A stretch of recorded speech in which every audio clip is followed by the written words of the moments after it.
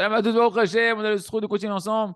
Le Sefer Brit Shalom, le jardin de la pureté, pour préserver nos yeux, préserver notre alliance avec Kadosh Baruch Hu.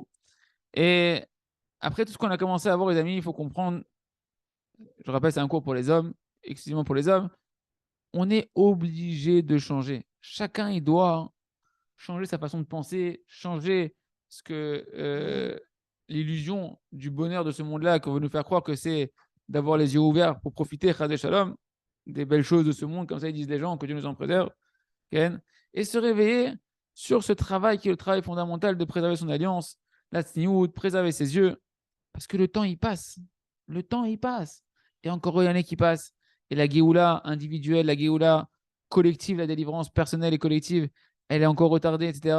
Comme il crie le prophète, que voilà, que le temps il est passé, nous on n'a toujours pas été encore délivrés. Le temps il passe. Tout le monde, on ressent à l'intérieur de nous qu'on a besoin que le monde il a besoin d'un changement, que le monde il va de pire en pire.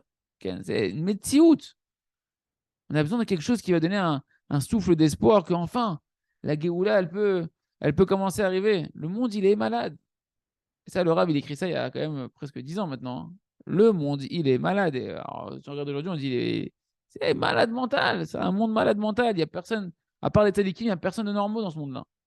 Tu n'as pas d'image ni politique, ni d'image. Il n'y a personne. Tous des détraqués mentaux. Il suffit juste de découvrir un jour le poteau rose. On est tous des malades mentaux dans ce monde-là. Les gens, ils sont déprimés. Ils ont Facebook, on dirait qu'ils sont heureux. Ils sont déprimés. Ils sont à la panique, triste, les familles déchirées. Ah ouais, c'est terrible, terrible. Ah, les gens, ils vont te montrer belles voitures, belles affaires, belles habits, belles montres, etc. Mais c'est des gens qui sont derrière, c'est des morts vivants, que Dieu nous en préserve. Le Rav dit, c'est pas que des gens vides qui sont éloignés du but, qui souffrent de ces situations mentales et qui sont de bas niveau qu'on est en train de voir ici. Et même des gens qui sont des gens de Bardad, qui sont censés être des gens de conscience, qui essaient d'avoir une vie construite, spirituelle, etc. On voit que ça atteint même ces couches-là aujourd'hui. Que tout le monde est attaqué par cette maladie de la génération. Et c'est quoi la racine de tout ça, les amis? Le Rav me dit, j'ai entendu au nom de Maran à Khatam Sofer, son mérite nous protège, le Khatam Sofer, il a dit qu'en réalité, pourquoi cet exil, le dernier exil qu'on est en train de traverser, il est pire que tous les autres exils? C'est quoi la raison? Pourquoi cet exil, il est... Ok, il y a pas des... On n'est pas à l'époque du Moyen-Âge, on dirait qu'on est la génération évoluée, etc. Et pourtant, on sent que les gens ils sont très, très profondément loin du bonheur. Quand tu parles un peu avec les gens, tu dis tout le monde est en train de souffrir ici. Comme il dit Rabbi Nachman, c'est un monde ici, c'est l'enfer ici. Tout le monde il est rempli de souffrance, on dirait quand tu écoutes les gens. Ken, c'est quoi la raison? Il dit parce qu'en réalité, dans les autres exils, c'était moins, les gens ils étaient plus heureux parce qu'il y avait moins de débauche. Il y avait moins de la pritzout chez les femmes. Les femmes elles étaient beaucoup plus habillées, beaucoup plus vêtues.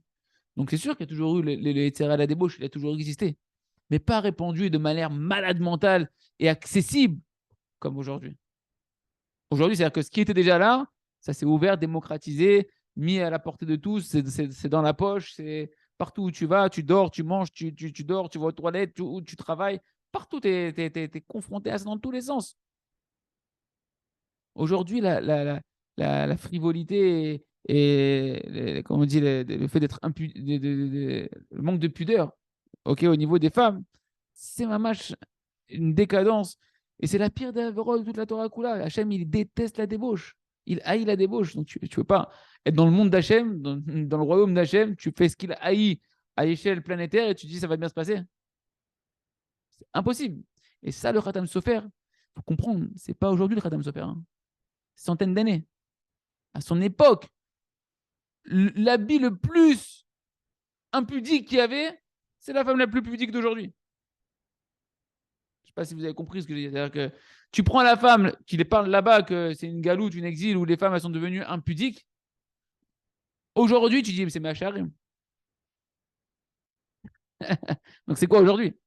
Qu'est-ce qu'il aurait dit le Khatam Sofer aujourd'hui? Il aurait tiré ses peurs et dit, ah, je peux rien dire. C'est inimaginable. Qu'aujourd'hui, c'est pas que les vêtements qui sont raccourcis. Si c'était que ça, à la rigueur, tu dirais peut-être qu'on peut s'en sortir encore. C'est pas que les vêtements. Vas-y, Internet. Et Internet, c'est pas terminé. Dans les téléphones, dans les trucs.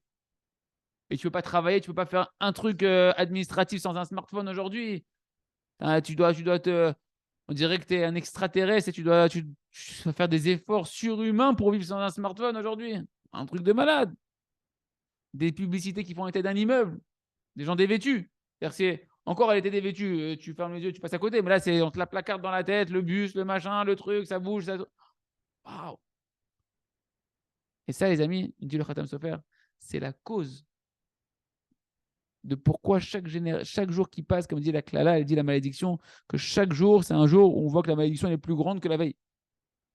Parce que chaque jour, on laisse ce Yetzer Hara encore plus rentrer dans le monde.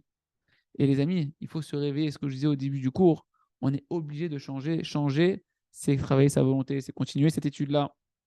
Pas qu'aujourd'hui vous êtes connecté, vous êtes au Beth Midrash, achetez le livre. Ce livre, c'est un livre qu'il faut réétudier, réétudier, réétudier, réétudier, prier tous les jours, Resh Bon Nefesh tous les jours. Savoir que c'est la prière principale spirituelle qu'on doit faire, c'est de sortir de ce mauvais penchant-là, sans se culpabiliser, en étant heureux d'être dans la vérité, d'accord, et de travailler sa volonté, savoir que Hachem il est fier de nous, qu'on fait ce travail-là. Ashrenu, Chazak, Venit Chazek.